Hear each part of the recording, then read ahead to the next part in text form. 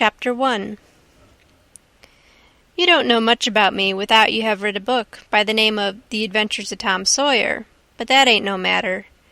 That book was made by Mr. Mark Twain, and he told the truth mainly.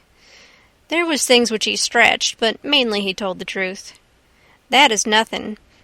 I never seen anybody but lied one time or another, without it was Aunt Polly, or the widow, or maybe Mary. Aunt Polly, Tom's Aunt Polly, she is, and Mary, and the widow Douglas is all told about in that book, which is mostly a true book, with some stretchers, as I said before. Now the way that the book winds up is this. Tom and me found the money that the robbers hid in the cave, and it made us rich. We got $6,000 apiece, all gold. It was an awful sight of money when it was piled up. Well, Judge Thatcher, he took it and put it out at interest, and it fetched us $1 a day apiece all the year round, more than a body could tell what to do with. The widow Douglas, she took me for her son, and allowed she would civilize me. But it was rough living in the house all the time, considerin' how dismal regular and decent the widow was in all her ways, and so when I couldn't stand it no longer, I lit out. I got into my old rags and my sugar hogshead again, and was free and satisfied. But Tom Sawyer, he hunted me up and said he was going to start a band of robbers, and I might join if I would go back to the widow and be respectable. So I went back. The widow, she cried over me and called me a poor lost lamb, and she called me a lot of other names too, but she never meant no harm by it. She put me in them new clothes again, and I couldn't do nothing but sweat and feel all cramped up. Well then, the old thing commenced again. The widow rung a bell for supper, and you had to come to time. When you got to the table, you couldn't go right to eating, but you had to wait for the widow to tuck down her head and grumble a little over the victuals, though there warn't really anything the matter with them. That is nothing, only everything was cooked by itself. In a barrel of odds and ends it is different. Things get mixed up and the juice kind of swaps around, and the things go better. After supper she got out her book and learned me about Moses and the bulrushers, and I was in a sweat to find out all about him, but by and by she let it out that Moses had been dead a considerable long time, so then I didn't care no more about him, because I don't take no stock in dead people. Pretty soon I wanted to smoke and asked the widow to let me, but she wouldn't. She said it was a mean practice and wasn't clean, and I must try to not do it any more. That is just the way with some people. They get down on a thing when they don't know nothing about it. Here she was a-botherin' about Moses, which was no kin to her, and no use to anybody being gone, you see, yet findin' a power of fault with me for doing a thing that had some good in it. And she took snuff, too. Of course that was all right, because she done it herself. Her sister, Miss Watson, a tolerable slim old maid, with goggles on, had just come to live with her, and took a set at me now with a spelling book. She worked me middling hard for about an hour, and then the widow made her ease up. I couldn't stand it much longer. Then for an hour it was deadly dull, and I was fidgety. Miss Watson would say, "Don't put your feet up there, Huckleberry," and "Don't scrunch up like that, Huckleberry, sit up straight." And pretty soon she would say, "Don't gap and stretch like that, Huckleberry. Why don't you try to behave?"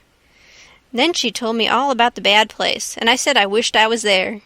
She got mad then, but I didn't mean no harm. All I wanted was to go somewheres. All I wanted was a change. I warn't particular. She said it was wicked to say what I said. Said she wouldn't say it for the whole world. She was going to live so as to go to the good place. Well, I couldn't see no advantage in going where she was going, so I made up my mind I wouldn't try for it. But I never said so, because it would only make trouble and wouldn't do no good. Now she had got a start, and she went on and told me all about the good place. She said all a body would have to do there was to go around all day with a harp and sing forever and ever. So I didn't think much of it, but I never said so. I asked her if she reckoned Tom Sawyer would go there, and she said not by a considerable sight. I was glad about that, because I wanted him and me to be together. Miss Watson, she kept pecking at me, and it got tiresome and lonesome. By and by they fetched the niggers in and had prayers, and then everybody was off to bed. I went up to my room with a piece of candle and put it on the table. Then I sat down in a chair by the window and tried to think of something cheerful, but it warn't no use. I felt so lonesome I most wished I was dead. The stars were shining, and the leaves rustled in the woods ever so mournful, and I heard an owl away off hoo-hooing about somebody that was dead, and a whip-poor-will, and a dog crying about somebody that was going to die, and the wind was trying to whisper something to me, and I couldn't make out what it was, and so it made the cold shivers run over me. Then away out in the woods I heard that kind of a sound that a ghost makes when it wants to tell about something that's on its mind, and can't make itself understood, and so can't rest easy in its grave, and has to go about that way every night grieving.